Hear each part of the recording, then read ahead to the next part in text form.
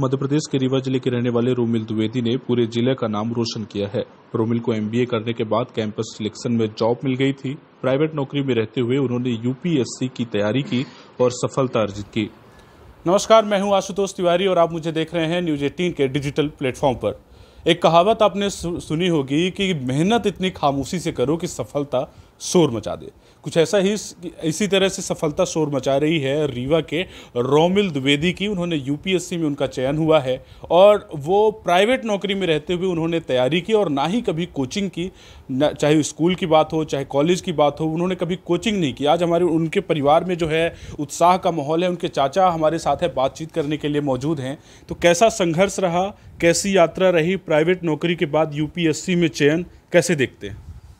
बहुत अच्छा रहा उनका, और वो शुरू से ही प्रतिभावान था और उसकी पढ़ाई बहुत अच्छी थी। शुरू में सैनिक शिशु निकेतन में पढ़ा, उसके बाद गुरुकुल स्कूल में पढ़ा, फिर बाल भारती में, और वो जहाँ भी रहा वो टॉप में ही रहा।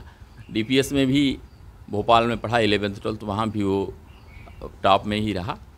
और इसके बाद मैनिट भोपाल में पढ़ा और एमबीए किया IIM इंदौर से, और उसके बाद वो ICICI बैंक में कैंपस से चला गया, सिलेक्शन हो गया, और बाद में वो एक्सिस बैंक में चला गया और आजकल वो एक्सिस बैंक में असिस्टेंट वाइस प्रेसिडेंट है।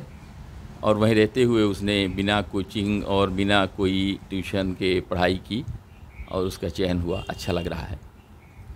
तो जैसा कि आपने कहा कि उन्होंने कभी कोचिंग नहीं की, आप लोगों के द्वारा उनको बार बार कहा गया है कि आप जो है नौकरी को थोड़ी देर के लिए जो है बाय बाय कह के आप तैयारी करिए, प्रिपरेशन करिए, उनके लगाव को देखते हुए, उनकी लगन को देखते हुए।